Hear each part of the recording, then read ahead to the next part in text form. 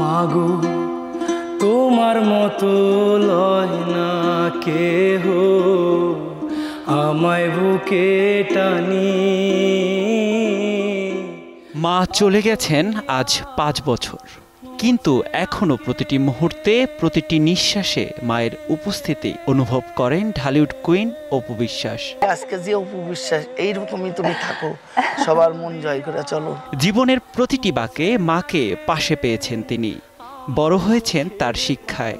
বর্তমানে মায়ের শারীরিক উপস্থিতি না থাকলেও তার আদর্শ মূল্যবোধ এখনো রয়ে গেছে নায়িকার পথ প্রদর্শক হিসেবে। যখন আমি মাকে ধরে ঘুমায় থাকি সবচেয়ে বেশি ভালো লাগে। মা শেফালী বিশ্বাসের মৃত্যুবার্ষিকীর দিনে সোশ্যাল মিডিয়ায় একটি আবেগঘন পোস্ট দিয়েছেন অপু বিশ্বাস।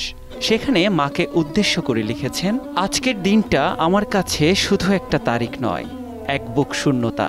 ঠিক এই দিনে তোমাকে হারিয়েছিলাম মা, তোমার অভাব প্রতিটি মুহূর্তে অনুভব করি। চইলা গেলা কোন জানায় আমায় নিলানা। মায়ের শূন্যতা কখনো পূরণ হওয়ার নয়। নায়িকা বিশ্বাস করেন মা যেখানেই আছেন সেখান থেকেই তার জন্য মঙ্গল কামনা করছেন। মায়ের স্মৃতি তাকে সাহস দেয়, জাগায় এগিয়ে চলার প্রেরণা। ভুল টুল করলে তুমি আমাকে ক্ষমা করে দিবা, আর আমি আমার মাকে জোরে একটা।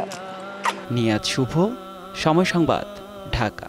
পথে পইরা কান্দি আমি পাই না ঠিকানা।